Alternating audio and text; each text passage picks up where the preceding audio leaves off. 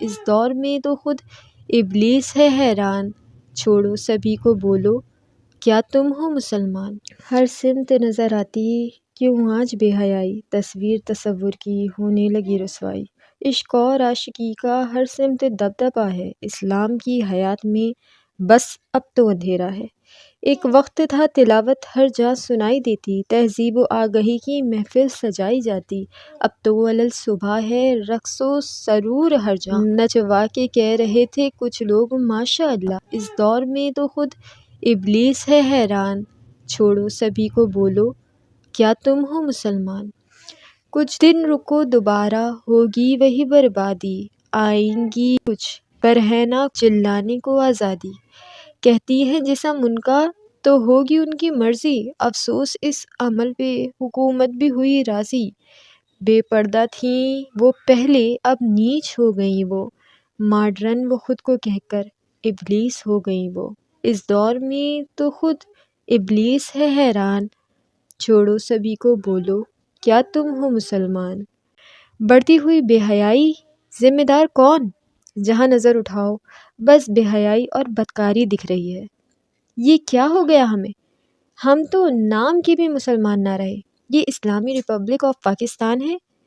یہ ہے وہ ملک جس کو مذہب کی بنیاد پر قید سے آزاد کیا تھا، جس کی خاطر 1947 میں کتنی جانیں گئی تھیں۔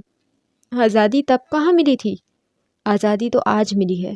اسکولوں میں طالب علموں کے چلتے ہوئے چکر، کہیں سڑکوں پہ رقص کرتی ہوئی آزاد خیال خواتین، خدا کے قوانین کو بہت پیچھے چھوڑ کر میرا جسم میری مرضی کی صدائیں بلند کرتی ہوئی نظر آتی، اور کہیں شادی پر ناچتی ہوئی لڑکیوں کو پروموٹ کیا جاتا ہے، کہیں سہاگ رات کی ویڈیو بنا کر عورتیں وائرل ہونے لگی۔ یہ ہے ایجوکیشن، یہ ہے ہمارا معیار۔ کون ہے اس بے حیائی کا ذمہ دار؟ یاد رکھو ظلم سہنے والا بھی اتنا ہی گناہ گار ہوتا ہے جتنا کہ ظلم کرنے والا گناہ گار ہوتا ہے۔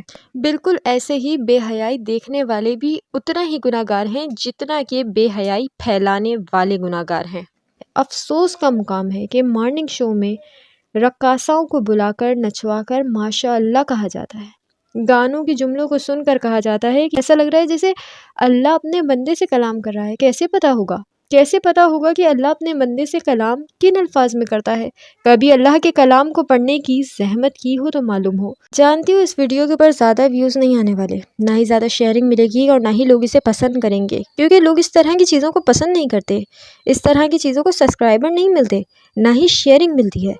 ہر کوئی بے حیائی پھیل رہی ہے کہ صدائیں ضرور لگاتا ہے، لیکن ساتھ ہی بے حیائی کو پھیلانے میں پورا کردار نبھاتا ہے۔